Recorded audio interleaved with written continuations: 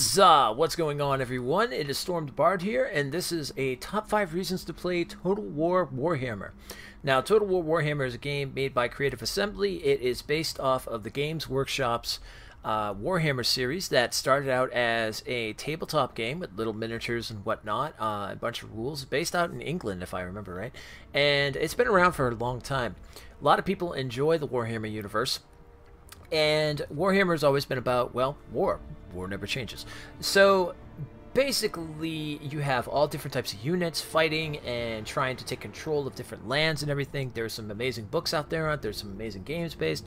But this one right here, Total War Warhammer, is a fantastic game. It's a game that I personally have wanted to play ever since I first saw it come out.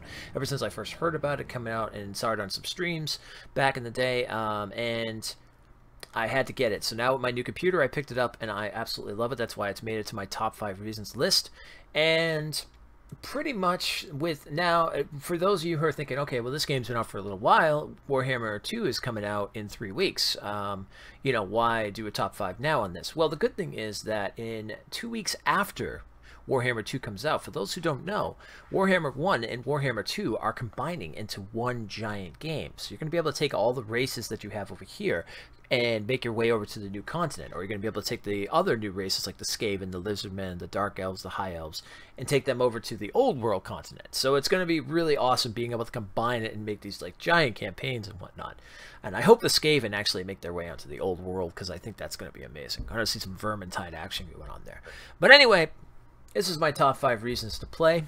Let's get into it, starting out with the races of Warhammer. The races of Warhammer are fantastic. They have deep lore associated with them. Now, you have everything from your humans, to your vampires, to your dwarves, to your orcs. Wah! You know, that thing. And your Norsca, Beastmen, Chaos. Chaos are, you know, that's what they are. They're Chaos. They're mutations and demons, the whole 9 yards. And the Warhammer universe is amazing when it comes to all the different races and stuff. Your different types of elves, your wood elves, your high elves, your dark elves, things like that. The Skaven, rat people and stuff, which is all coming in Warhammer 2. And all that's going to be combined up, but there's just so many amazing units and just races that you can play here, and the game really holds no barred when it comes down to. You can tell there's a deep love looking into the lore and looking at all the races and being able to play them. And that's why we're going to get into number 2. Because number 2 really fits into with this, and that's the campaign. The campaign is a game mode that you can play. There are a few different game modes. You can do just straight out battles if you want to just work on your battles and learn how to play better in that regard. There is multiplayer, where you can play against other people and such, battle against, you know, your friends or your enemies, and become the best player there is. Or there's the campaign, and the campaign is a long game, so if you want definitely a game that's going to put some time into it, this is one to do. The campaign map revolves around pretty much either making alliances with the other races and hoping you can confederate, which in terms you gain their lands, or you basically have great alliances built where they'll come to help you in war and stuff when the chaos comes, or you pretty much take dominance. So if you're playing the Chaos, if you're playing the Orcs, or you're playing the Norsca or whatnot, you might want complete dominance over things. So you might come and destroy people's cities and their villages and everything like that and stuff. Or you might be the good guys like Bretonia, who's all about chivalry, and you will not, you know, raid places. You will burn them to the ground if they're your enemies, or you will take them over if you're, you know, if they seem to be kind of allies, or they break, you know, grudges or things like that and stuff. You've got your dwarves that hang up in the mountains, but they might go after the orcs and stuff. It's a big world. And you can see here on the map and stuff like that, it is a very, very large world. I point to here because that's where everything on the screen is. And it's just, it's fantastic. So there's so much things to do. Not to mention you also have your, you know, quests and whatnot and stuff. So, and you can get like weapons and better things of that nature. So let's get into the nitty-gritty of the Total War. Number 3 is the battles. The battles in this game are absolutely amazing. You're talking about tons and tons of different types of units. Flying units, range units, infantry, cannons, siege weapons, the whole 9 yards. And you're strategically placing them where you want, stuff like that. So think of it almost as an RTS style, but you're not building the units right then and there. You have all your units. You're on a battlefield, and the battlefield's all changed. You have like as you can see here, we have rain and forest, where we can have just straight out plains. We can have swamps. We can have, you know, snow-covered lands. On top of that, one of my favorite things, castle sieging. Castle sieging is fantastic. Another battlefield that is just awesome, where you can basically take siege towers and go up against the walls and have your units come flying over them. And you have, you know, battering rams that are bashing up against the thing, or you have large monster units that are smashing up against the walls. And I'll tell you, there's nothing more exhilarating than having your army at the walls and the gates just bam open, just slam right open, and all your units and all your horsemen come rushing right in. It's that awesome feeling. So yeah, so that's the battles. That's number 3. Let's get into number 4. Number 4 falls almost in the same way, but the units. The makers at Creative Assembly, you can tell they have a deep love for Warhammer. Not to mention they're making 3 games altogether that are all going to combine to one major game. But beyond that, you can tell there's a deep love here, because some strategy games, you know, the units are kind of just painted on. They're like, you know, little guys with guns or whatever, or they're little guys with swords and stuff like that. But each unit is really, really well done. Like, there is a lot of attention to detail in this game, and a lot of attention to the detail of lore in the Warhammer universe. You know, you have your characters with skulls all over them. You have characters with little trinkets. If you're the Empire, you have those little, like, I forget what they call those things, but you have like the little scripts of paper hanging off, you know, the units and whatnot, and you know, all the little medals, medallions and stuff. And it's so amazing. It looks so good that you can actually zoom in on a unit and look at all the little details. Like, they really take heart into, like, the developers and the artists.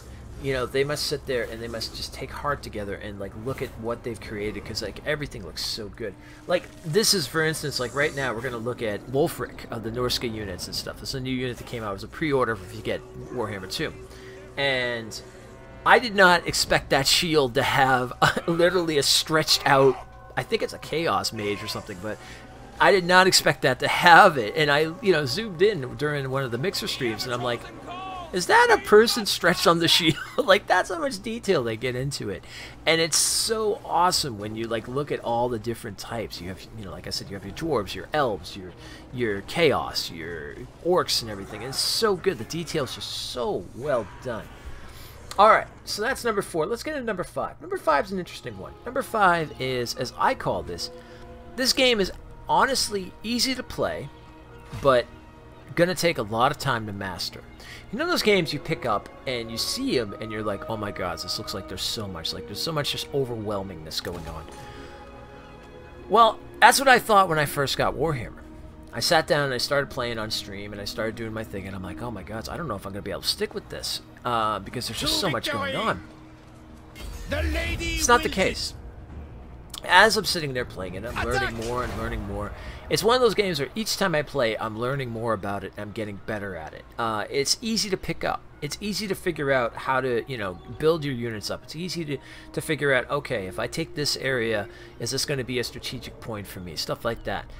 And then, as you continue and you keep playing, you're going to master certain things. Now, for me, I still have to master the battles. Like, I'm very bad at putting my units against what units, or being quick enough to be like, okay, I can do this. But the good thing is I can pause it and be like, okay, you're going there, you're going there, you're going there, that.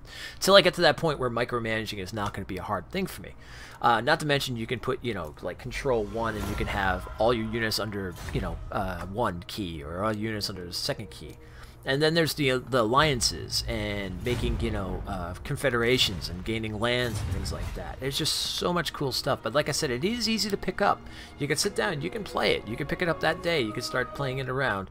And then, you know, from there, you're golden.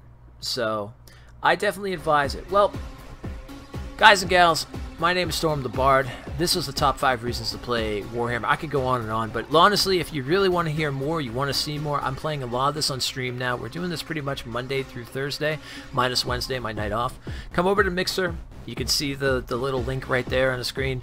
Come on over, check it out. You can see it yourself. We're going to definitely be playing Warhammer 2 when it comes out, because the Skaven are coming.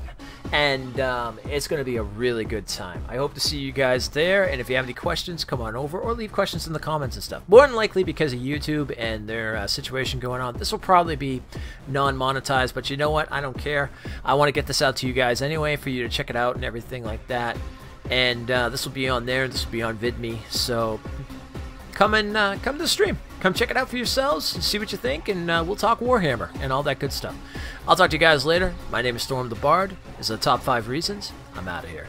Huzzah!